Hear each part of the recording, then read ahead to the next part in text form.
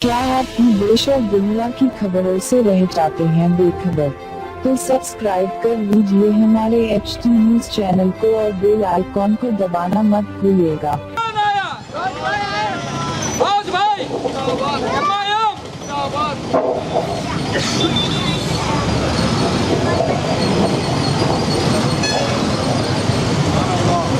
थोड़ा इधर देखिए चाचा।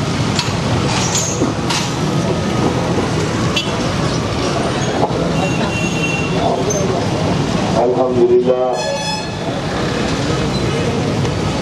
देश के बड़े औरंगाबाद शरीफ के कांग्रेस के जिले कॉर्पोरेटर कर्नाटक से आए ईगर शरीफ से आए कॉर्पोरेटर तमाम का संगठन की तरफ भी इस्तेमाल करता हूँ और बुजुर्गों दोस्तों बुजुर्गों नौजवान साथियों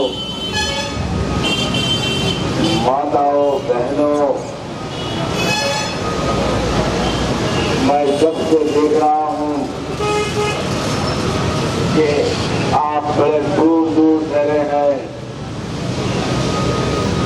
दूर दूर ठहरे हैं यही आपकी दूरी यही आपकी दूरी ये 5 साल पहले आपकी सीट से टिकट हासिल हुई है।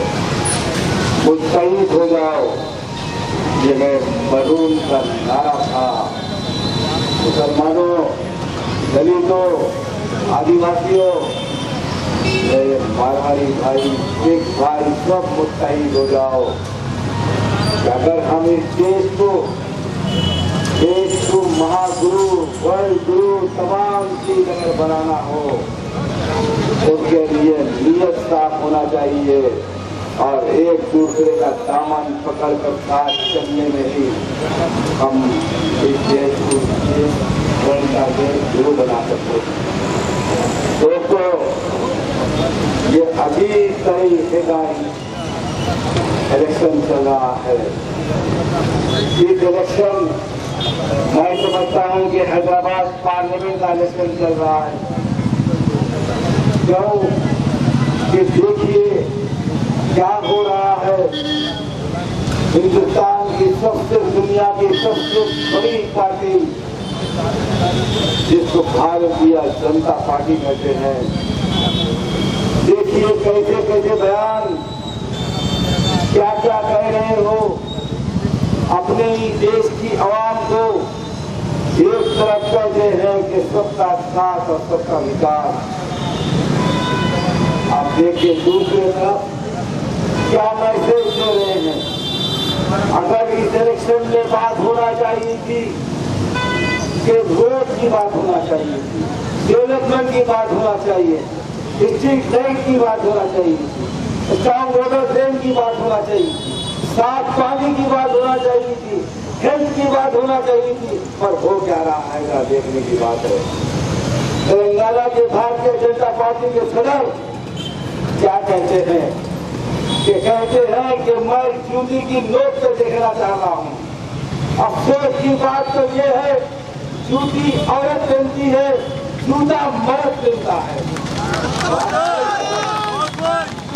और एक खास बात कि अगर इस बलिया के इलेक्शन के देख रहे हैं कि गुजरात के गांधीनगर के MP भारतीय जनता पार्टी के यूनियन होम मिनिस्टर हैदराबाद आ रहे हैं और क्या कह रहे हैं, क्या कहने आ रहे हैं, क्या बताने आ रहे हैं।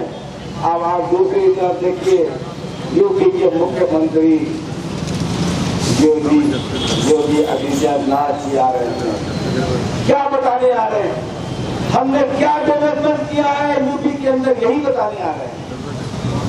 सारी दुनिया को मालूम है सबसे बैकवर्ड अगर कहीं है वो है बिहार, दूसरा यूपी है। हमारे को सीट देने आ रहे हैं, हमको बताने आ रहे हैं कि हम बहुत अच्छा काम किया यूपी के अंदर।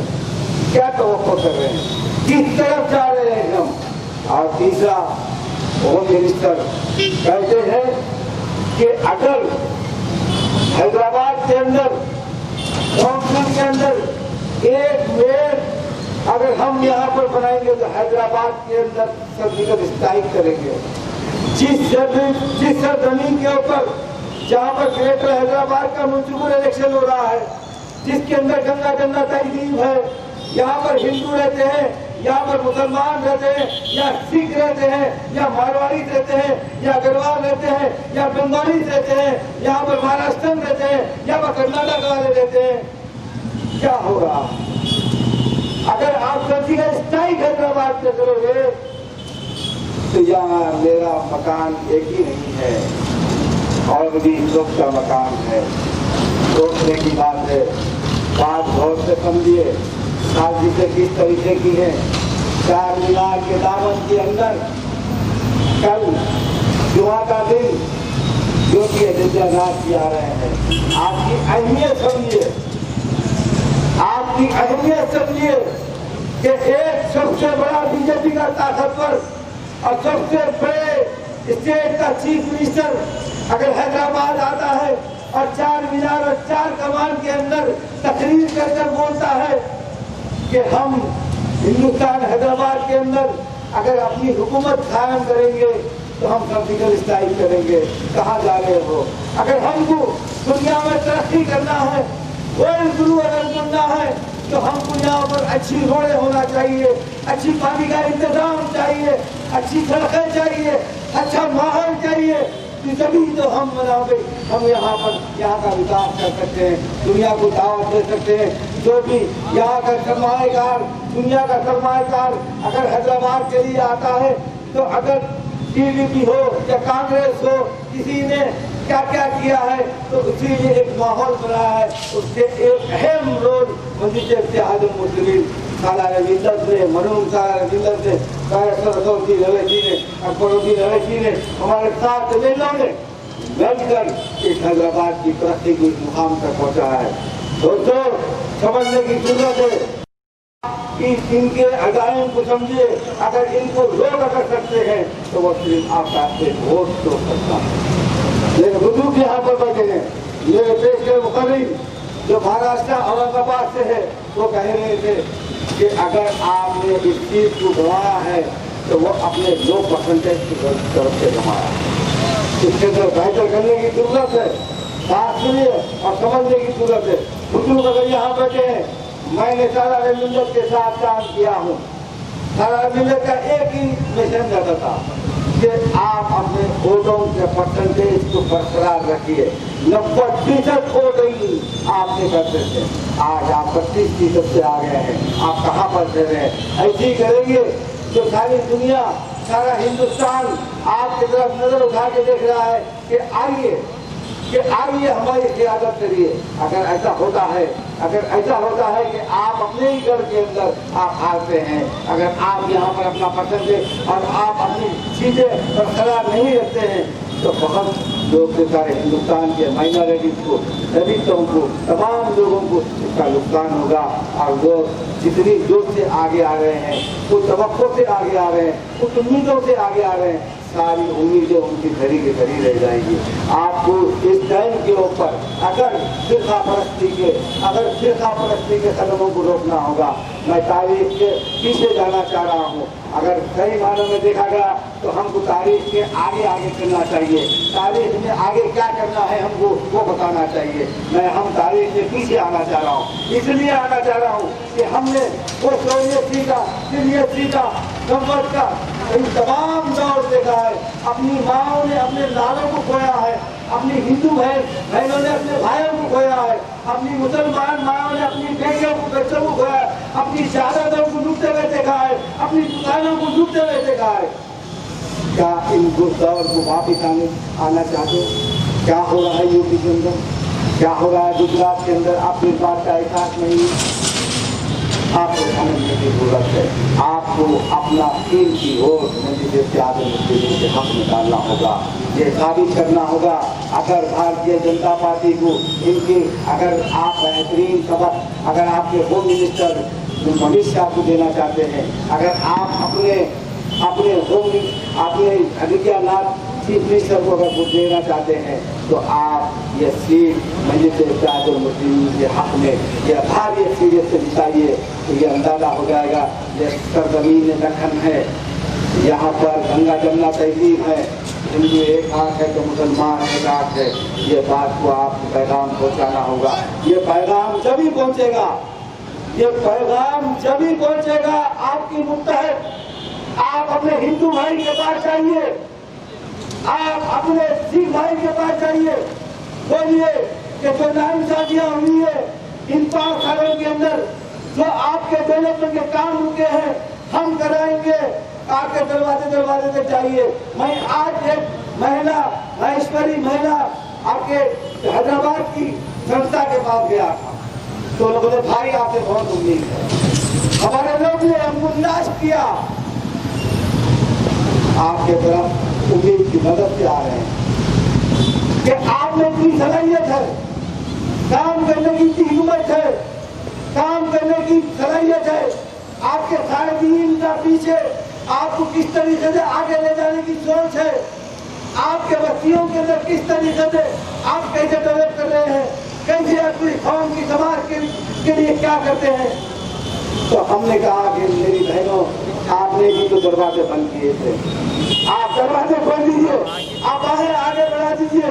हम उन बहनों को हमारी माता और बहनों की हाथों को चूमेंगे, कहेंगे कि बहन हम तुम्हारी, आप मेरी राखी बने हैं, मैं आपका हिफाजतदार बनूंगा, आपके साथ इंसाफ करूंगा, आपकी रोडें अच्छे करूंगा, आपकी स्ट्रीट लाइट अच्छी करूंगा। होना तो इसी से जगह पे बातचीत होना चाहिए। वो कहती है मुझे धर्म की बात नहीं करना है। कौन कर रहे हैं वो?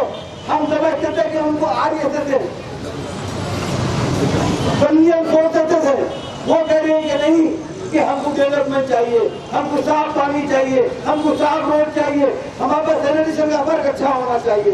मेरे भाई समझने की जरूरत है।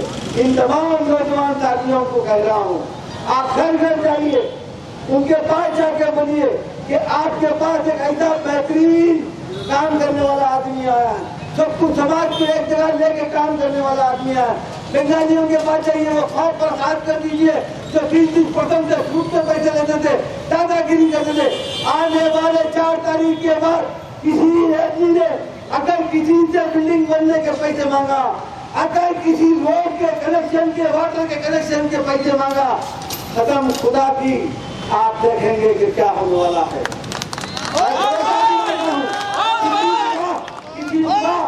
किसी बहन के तरफ, किसी मजदूर के तरफ, किसी बिहारी के तरफ या किसी के बड़ी नजर उठा के देखेगा, 4 तारीख के बाद वो भुगतने के लिए तैयार रहेगा।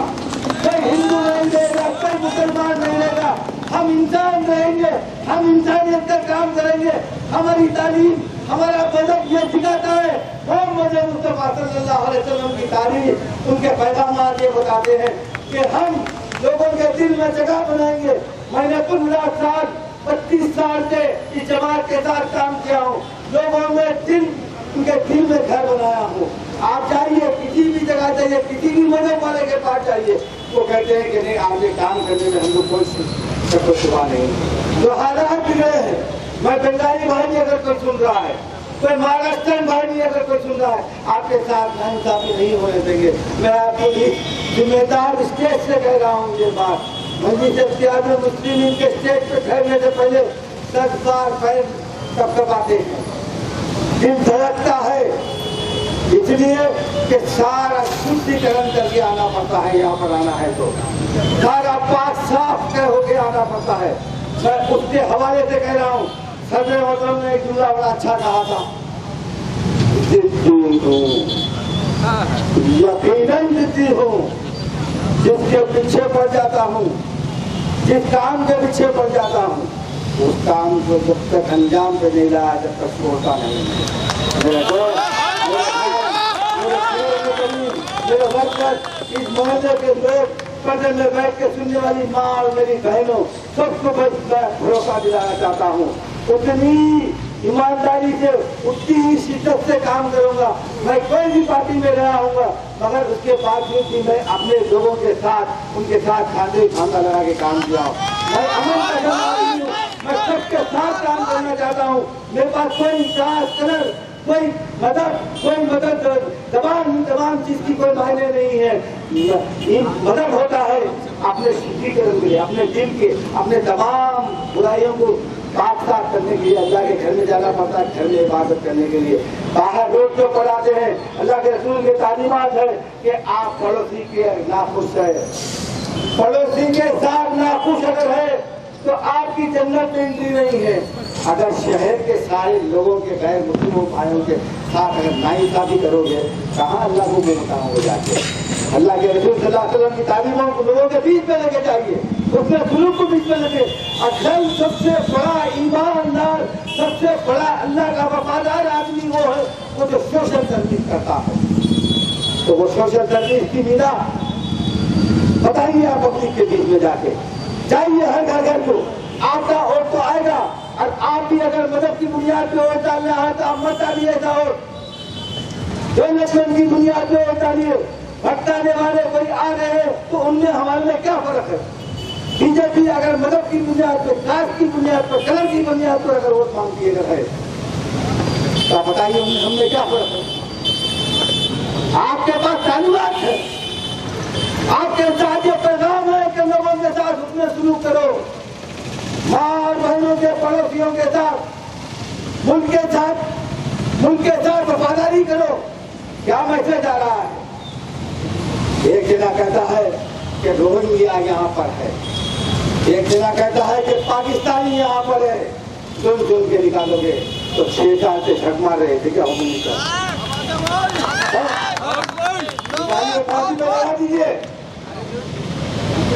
यही तो था हमारे आबा अब्दाद ने कहा, मौलाना अबुल कलाम आजाद ने कहा, आए मुसलमानों कहाँ जा रहे हो।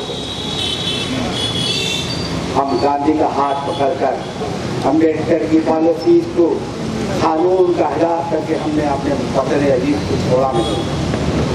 इन तमाम बातों से मेरे खास तौर पर बुजुर्गों से कहना चाह रहा हूँ कि आप अपने बच्चों को, नौजवान बच्चों को कैसे आप अपनी जवानी में किस तरीके से कैसे वोट डालते थे, किस तरीके से काम करते थे। बताइए आपके बच्चे क्या है, वो एक मोबाइल ये सारी दुनिया पर इतना हो जाएगा, इसे पसंदे जा जाएंगे, हम ऐसा सीख जाएंगे, हम ऐसा करेंगे। नहीं है तो नौजवान बुजुर्ग लोगों से बात कर रहा था, आप लोग घेर के उनको छुपा रहे। यही है बात। ये बताइए आपके नौजवानों को, ये खाली मोबाइल के अंदर घूम के दे नहीं, प्रैक्टिकल तौर पर जमीन पे काम करो, लोगों की तकलीफों को समझो, सही बात हमारे बीच में लाओ। मैं वादा कर रहा हूँ किसी के साथ नाइंसाफी नहीं करूंगा। मैं फिर एक पैगाम देना चाह रहा हूँ, हजरत पुलिस से बोलना चाह रहा हूँ। मैंने 32 साल की सर्विस में पुलिस के साथ मिलकर काम किया, समझता हूँ उनकी गाइडलाइन। हर शख्स मिलजुल कर काम करेंगे तो इंशाअल्लाह ये पैगाम हर मुझे मुस्लिम, मैं मुसलमानों के लिए, मुसलमान मेरे वोट दे दो, मुसलमान में तो वोट दे दो, मुझे नहीं चाहिए सब मिल के वोट दे दो। तो मेरे सरकार द्वारा सल्लल्लाहु अलैहि वसल्लम की तालीमात है कि हम भले हम अलग अलग किस्मों के होंगे, मजहबों के होंगे, एक दूसरे का एहतराम, एक दूसरे का काम, इन तमाम चीज हमको करना है। टाइम की कमी है, अल्लाह का लाख लाख एहसान है, अल्लाह का एक लाख लाख एहसान है। मैं अब मेरी तकरीर को खत्म करता हूँ। पहली तारीख के दिन आपका कीमती वोट आप एक दिन मुझको दीजिए, 5 साल मुझसे एक दिन मुझको दे दीजिए, 5 साल आप मुझको ले लीजिए। एक शेर से मैं अपनी बात को खत्म करता हूँ। पत्थर तेरा कोई कसूर नहीं है, पत्थर तेरा कोई कसूर नहीं है। कोई ईमान वाला होता तो अगर तू रास्ते में ना होता। शुक्रिया खुदा।